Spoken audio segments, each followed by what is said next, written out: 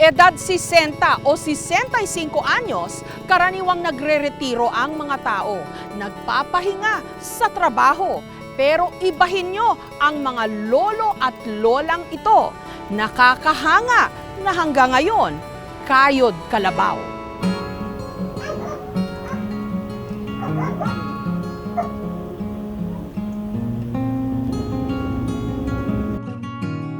Kahit 70 anyos na, maaga pa ring bumabangon si Lola Anching para maghanap ng mapagkakakitaan.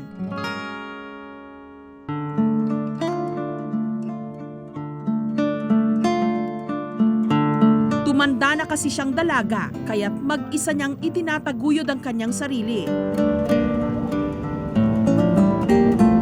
Mabagal mang maglakad, pursigido si Lola na marating ang pwesto niya sa pagtitinda ng mga patingi-tinging gulay.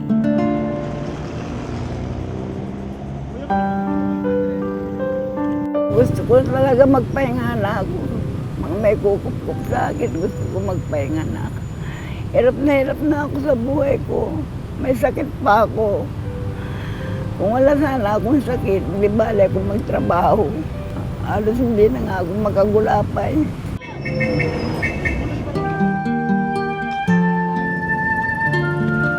Katuwang ni Lola Anching ang 30 taon na niyang ampon, si Efren, 58 anyos. May nagkukup sa akin isa pang babae.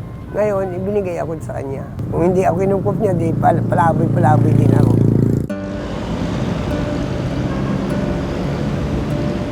Kahit madalas daw manakit ang kanyang likod at tagiliran at maubo sa mga usok ng sasakyan, hindi niya raw ito iniinda.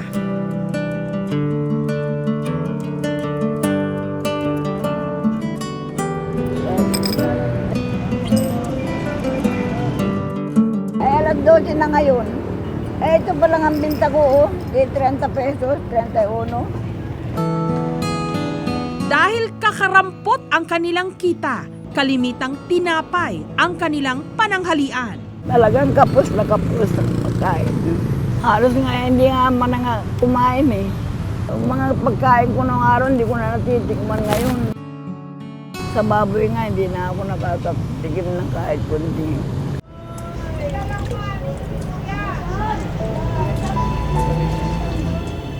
Ano, okay ba yan? Oo, tama. Si Efren na lang ang nagmamalasakit ngayon kay Lola Anching. Eh, siyempre, mahal mo, nanay mo eh. Nanay na yan. Alam ako nanay. Kaya hindi ko iniwanan kahit ganyan. Sabi mo na makain minsan. Ako nag-aalaga dyan. Malayo sa masaganang buhay ni Lola Anching noon ang buhay niya ngayon. Dekada 80 nung nakapagpatayo pa siya ng karinderya na kumikita raw ng halos 3,000 piso kada araw. Pero taong 1989, siya'y na-stroke. Kaya't napilitan siyang ipasara ang kainan. Ang kanyang naipon, naubos sa pagpapagamot. Sabi ko noon, di bali maghirap ako, mabuhay lang ako. Ngayon, nabuhay nga ako. Sobrang naman paghihirap ko. Sa buhay ko ngayon, halos hindi naman ako kumain. Kaya ngayon, pinapanalangin ko na lang na sana kunin na lang niya ako kung ganito rin lang na naghihirap din ako.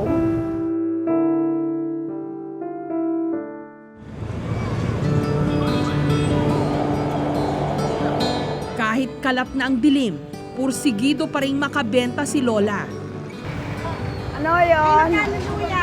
5 piso lang po, isang tumpok.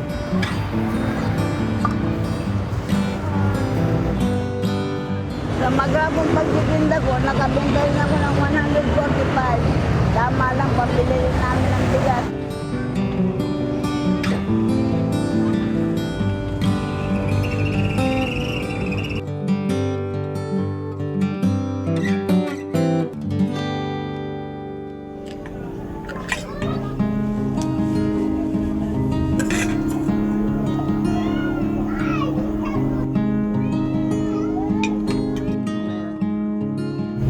masarap na ulam nito sa buong maghapon.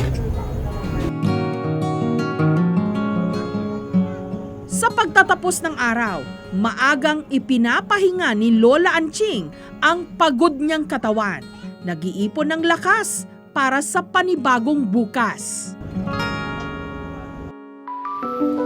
Sa hirap ng buhay ngayon, marami sa mga senior citizen o nasa edad 60 pataas sa halip na magretiro na, tuloy pa rin sa pagkayod para kumita. 5.8 million na mga lolo at lola ang naghahanap buhay pa rin daw magpahanggang ngayon. Kasama na rito ang 81 anyos na si Lolo Ipe, 5 dekada ng jeepney driver. Kaya na tayo!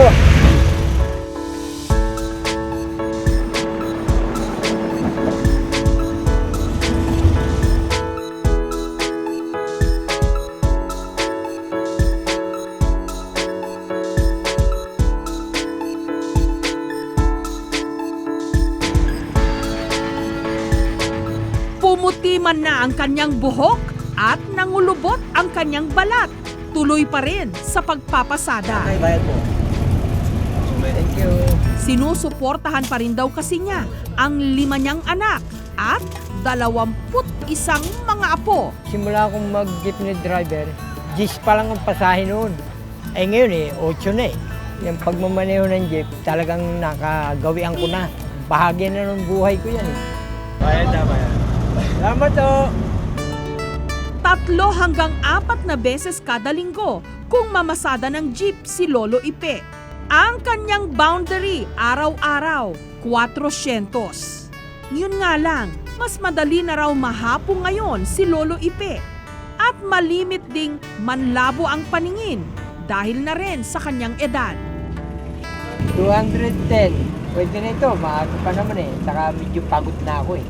Pag garahe ko, pila-pila na yung mga apo. Marami pa ang apo eh. Nasisiyahan nga ako ng ganun. Kahit pa paano, nabibigyan ko sila kahit konting konsuelo. Si Lolo Ipe ang nagpapaaral sa 2 niyang apo na sina Jenny at Jimbo. 2 taon na kasi ang nakararaan nung namatay ang ama ng mga bata dahil sa sakit sa atay. Sobrang mahal namin si Lolo dahil nagtatrabaho siya para sa amin para makatapos kami ng pag-aaral. Si Lolo mabait, mapagmahal sa amin mga apo. Dati, pagka galing ako sa trabaho, pagod ako. Pag tinugtog ko itong clarinet ko, ay nawawala ang pagod ko. Kasi miyembro ako ng banda sa Mora dito sa Pandakan. Eh ngayon, palibasa matanda na ako, kabay ko mga manhid na, hindi na ako makatugtog ng maayos katulad ng dati. Para handugan ng pasasalamat ang kanilang Lolo Ipe, inabutan namin ang kanyang mga anak at apo na abala sa paghahanda ng simpleng salo-salo. Pinangutang ko siya ng pansit niya para pagdating niya galing sa pasada, para meron lang siyang pangmerienda. Inanyayahan din namin ang Zamora Band, ang banda kung saan dati raw tumutugtog si Lolo Ipe. Maya-maya pa,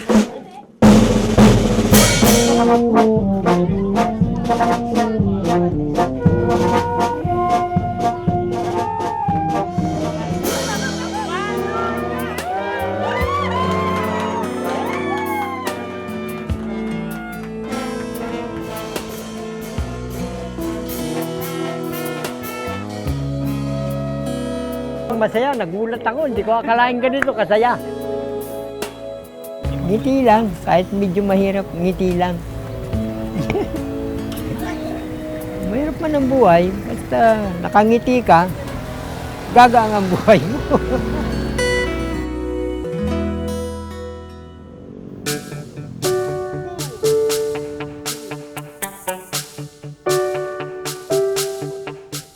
nasa dapit hapon na nga sila ng kanilang mga buhay, pero hindi pa rin hadlang ang kanilang edad para tumigil na silang magsumikap. Matagal pang magpantayan.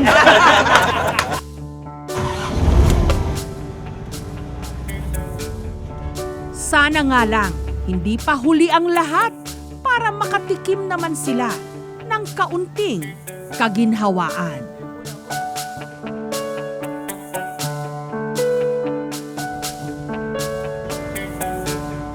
Yan na tayo!